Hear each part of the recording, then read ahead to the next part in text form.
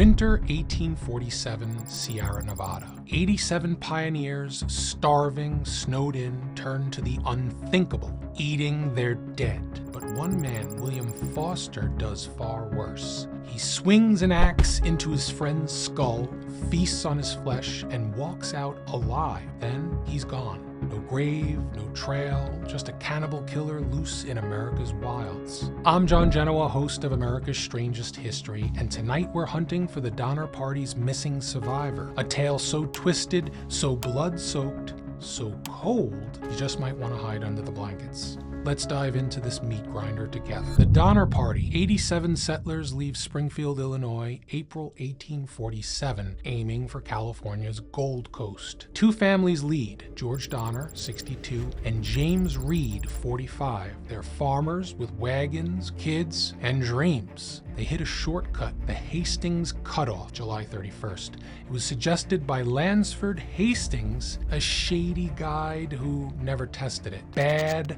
move. It's a nightmare. Rocky, uncharted, delays them weeks. By October, they're at Truckee Lake, now Donner Lake, Sierra Nevada. Snow hits early, 10 feet deep by November 4th. They're trapped. They've got no food and no way out. Winter's brutal. 20-foot snow drifts by December. Cattle's gone, supplies dwindle. Mice, shoe leather, that's dinner. December 16th, desperation kicks in. 15 brave a snowshoe escape. The forlorn hope.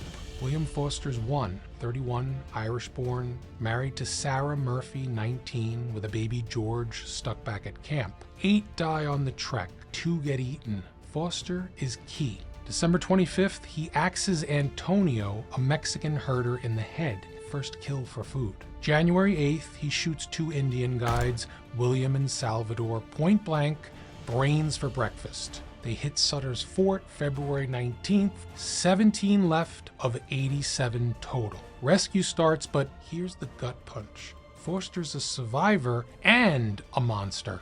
Backtrack to February 1847. The first rescue finds 21 alive at Truckee Lake. George Donner's dying, hand sliced, gangrene. Tamsin, his wife, stays. Second rescue, March 1st. 11 still kicking, eating boiled hides. Third rescue, March 13th.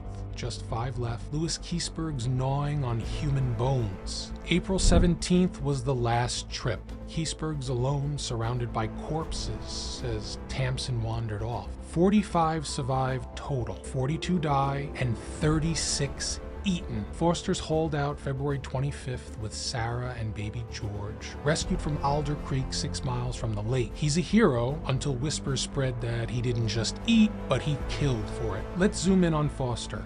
Born 1815, Ireland, moves to Illinois, joins the Donners with Sarah, sister-in-law to Mary Murphy. He's no saint, he's hot-headed and desperate. In fact, logs record him as being unhinged. December 27th, he butchers Franklin Graves after he collapses from exhaustion. He was 56, a snowshoe maker. Foster's axe splits Graves' skull. They roast him that night. January 8th, the Indian guides. Shot with James Reed's pistol. Foster's idea, no vote. Survivor Patrick Breen's diary, found later, calls him wild and reckless. Survivors note he's gaunt but walking, unlike Sarah, half dead at 80 pounds. Baby George, skeletal, barely alive. Foster's well-fed on human flesh. Spring 1847. Survivors hit Sacramento Valley. Foster's quiet. Sarah is mute, and the baby's frail. April 29th, Keseberg's dragged out, claims he ate Tamsin Donner, and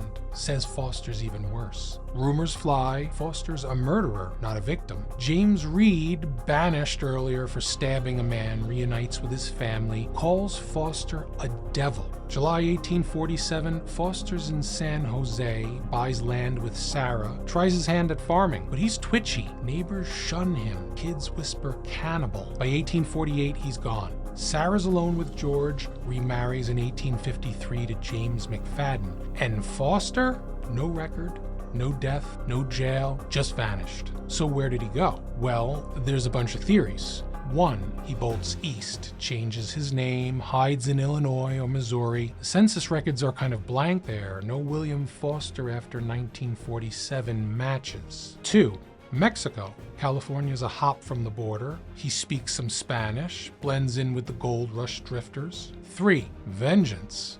Donnerkin hunted him. John Murphy, Mary's brother, swore he'd kill Foster for eating his sisters, Hannah and Margaret. Now, there's no proof, but John's in San Jose in 1948.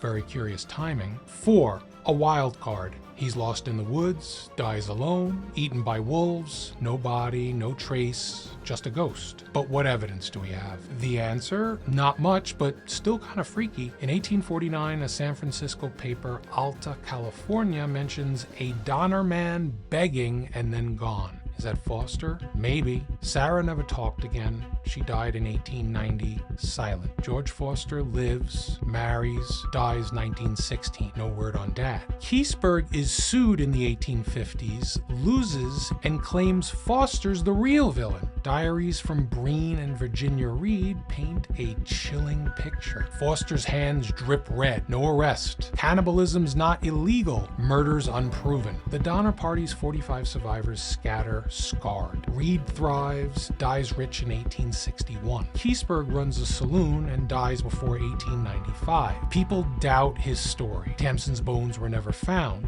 Foster is the outlier. No grave, no obituary. Sierra Nevada is still there. Donner Pass, a grim monument. Hikers swear they hear cries, see shadows. 175 years later, Foster remains a specter, America's cannibal runaway. Why does this tragic event continue to grasp our attention all these years later? Well, it's because William Foster's not just a survivor, he's a complete enigma. Axe in hand, meat on his lips, then gone. Did he outrun justice? Is he hiding in plain sight? Or did he just rot somewhere out in the wild? This is America's Strangest History. We chase the weird, and Foster's right up there at the top of the list. What's your take on this? New life? Revenge kill? Mountain ghosts? I don't know. Drop your thoughts in the comments below. I actually read them, so subscribe if you're hooked on the strange and the unknown. Our next video is going to surprise you, and I'll leave it at that. Till next time, I'm John Genoa, and this is America's Strangest History.